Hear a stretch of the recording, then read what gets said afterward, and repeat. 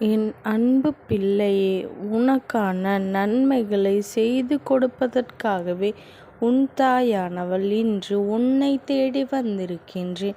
என் குழந்தையே, இன்று உனக்கு உன் அம்மா குறி சொல்ல வந்திருக்கின்றேன். ஆம் என் பிள்ளையே, என் வாழ்க்கையில் என்னதான் நடக்கப் போகின்றது, எனக்கு என்னதான் கிடைக்கப் போகின்றது, என் வாழ்க்கையில் எனக்கு ஒரு தெளிவு இல்லாமல் நான் இருக்கின்றேன் என்று என்னிடத்தில் கேட்டதனால் இன்று உன் தாயானவள் உனக்கு குறி சொல்ல வந்திருக்கின்றேன். இதை கேட்கும் முன்பு நான் உனக்கு சில உத்தரவுகளை கொடுக்கின்றேன். ஏனென்றால் நீ அரைகுறையாக கேட்டால் இந்த அம்மா சொல்வது உனக்கு புரியாது, அதுபோல உனக்கு நடக்கவும் செய்யாது. என் வாக்கினை நீ கேட்கத் தொடங்கும் முன் அம்மா என் வாழ்க்கையை பற்றி சொல்லுங்கள் என்று கண்களை மூடித்தான் நீ கேட்க வேண்டும். அம்மா என் வாழ்க்கையை பற்றி சொல்லுங்கள் என்று கண்களை மூடி கேட்கும் பொழுது சத்தமான இடத்தில் இந்த வாக்கினை நீ கேட்கக்கூடாது. அமைதியாக உட்கார்ந்து இந்த வாக்கை நீ கேட்க வேண்டும். அப்பொழுதுதான் இந்த அம்மா உனக்கு சொல்வது உனக்கு புரியும். அதை போலவே நீயும் கடைபிடித்து வந்தால் நீ நினைத்த காரியம், உன்னுடைய வேண்டுதல்கள் எல்லாவற்றையும் இந்த தாயானவள் நிறைவேற்றி கொடுப்பேன். என் குழந்தையே, அம்மா சொல்லக்கூடிய கட்டளைகளை ஏற்றுக்கொள்கின்றாய் என்றால் மட்டும் இந்த பதிவினை நீ கேட்க வேண்டும். அப்படி இரைச்சலாக இருக்கக்கூடிய இடத்தில் மற்றவர்களிடம் பேசிக்கொண்டே இந்த வாக்கினை நீ கேட்காதே.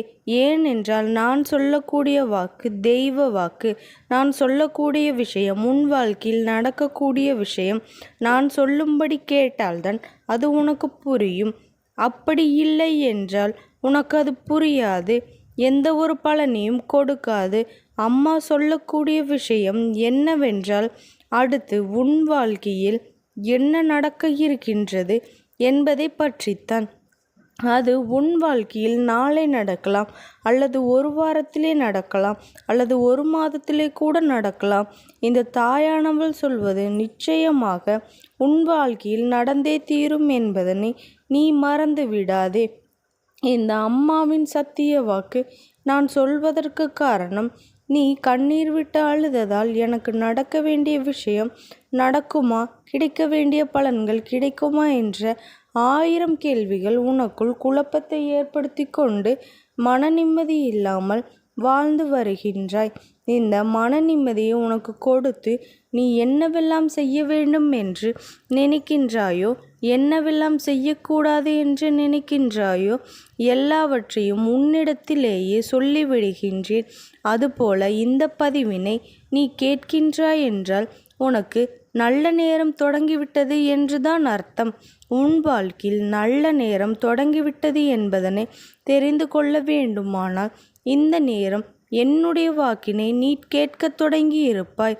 அப்படி உனக்கு நல்ல நேரம் துவங்கவில்லை என்றால் உன்னுடைய வீட்டிலேயே இல்லை, நான் இல்லை என்று நிச்சயமாக நீ புரிந்து கொள்ள வேண்டும்.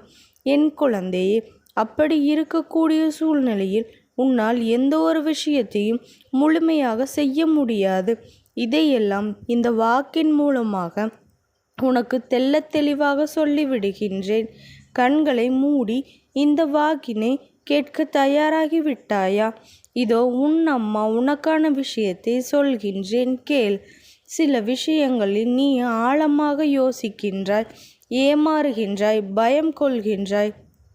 அதே போல மற்றவர்களுக்காக, அதுவும் உன் பேச்சு கேட்காமல் உன் வார்த்தைகளுக்கு கடுகளவு கூட மதிப்பு கொடுக்காமல் இருப்பவர்களுக்காக நீ அழுவது எல்லாம் இனிமேல் சுத்தமாக நிறுத்தி கொள்ள வேண்டும் என் குழந்தையே.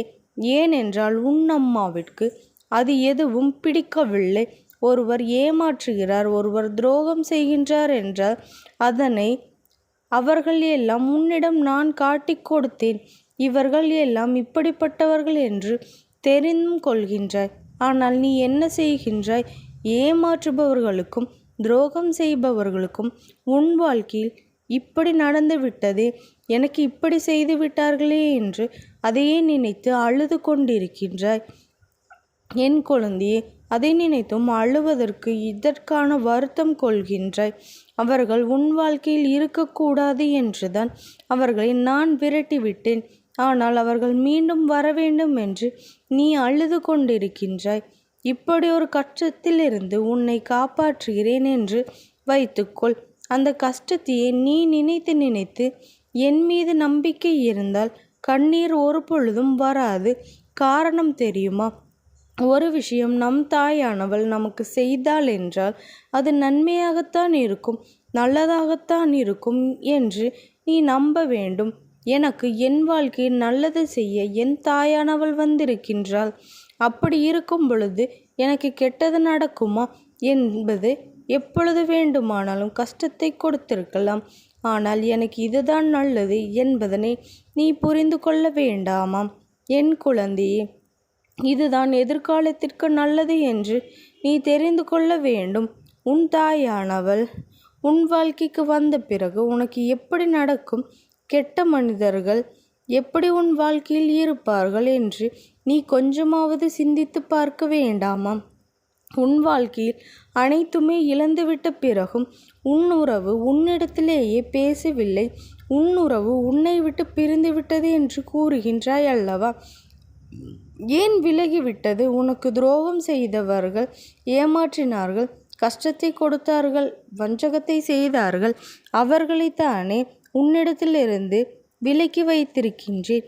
ஆனால் நீயோ எனக்கு உறவு வேண்டும் என்று ஏமாற்றக்கூடிய நபரையே ஏற்றுக்கொண்டு அழுது கொண்டு இருக்கின்றாய்.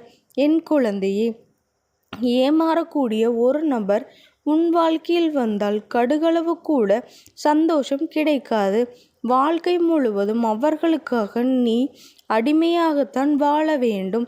என் குழந்தையே, அப்படி அடிமையாக வாழக்கூடிய என் பிள்ளையின் வீட்டில் இந்த தாயானவள் நான் ஒரு பொழுதும் இருக்க மாட்டேன் என்பதனை நீ மறந்து விடாதே.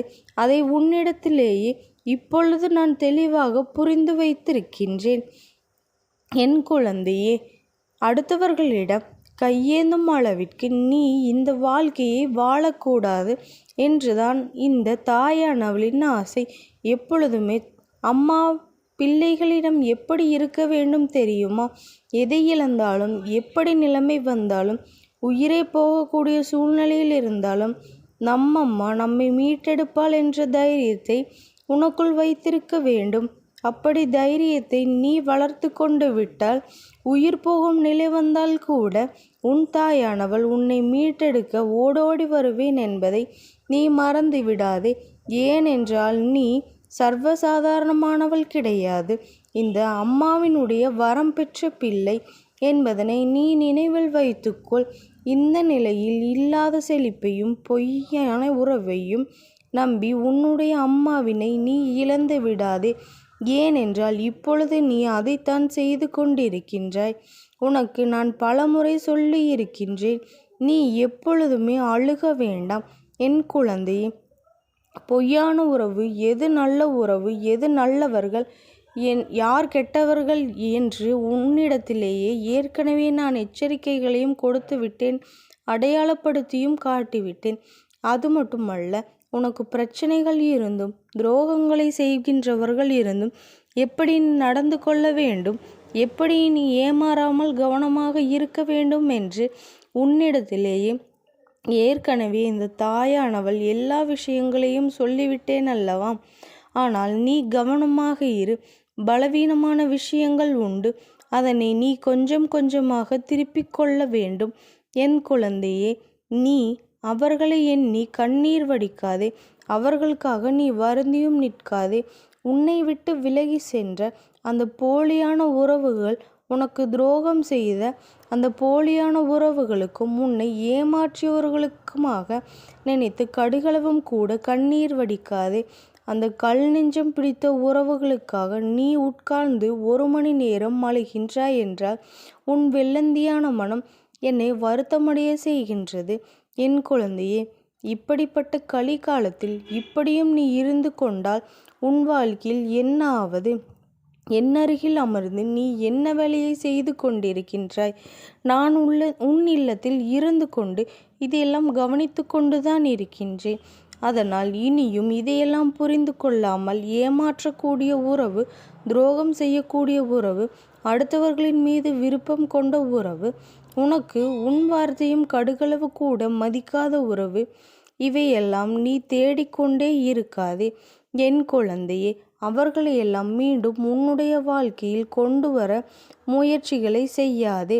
உன்னிடத்தில் அன்பு இல்லாதது, பொறாமை பிடித்தது, உன்னுடைய நிழலில் கொஞ்சம் கூட அக்கறை இல்லாதது எல்லாம் உன்னுடைய வாழ்க்கையை நீ உன்னோடு வைத்திருந்தால் உன் வாழ்க்கை எப்பொழுதுமே உனக்கு முன்னேற்றம் கிடைக்காது. இதைத்தான் உன் தாயானவள் உன்னிடத்திலேயே சொல்லி புரிய வைக்கின்றேன். ஆனாலும் உன்னிடத்திலேயே பிடிவாத குணம் இருக்கின்றது அல்லவா? அந்த பிடிவாதத்தை எல்லாம் நீ விட்டுவிட வேண்டும். உன்னுடைய எதிர்காலத்தை மட்டுமே நீ கவனமாக இருக்க வேண்டும். யார் என்ன சொன்னாலும், என்ன தவறுகள் செய்தார்களோ அதற்கான தண்டனையை இந்த தாயானவளிடமிருந்து அவர்கள் நிச்சயமாக பெற்றுக்கொள்வார்கள். என் குழந்தைக்கு இந்த தாயானவளினுடைய அன்பும் ஆசீர்வாதங்களும் என்றைக்கும் முழுமையாக கிடைத்து கொண்டே இருக்கும். ஓம் சக்தி போற்றி. ஓம் ஆதிபராசக்தி போற்றி போற்றி.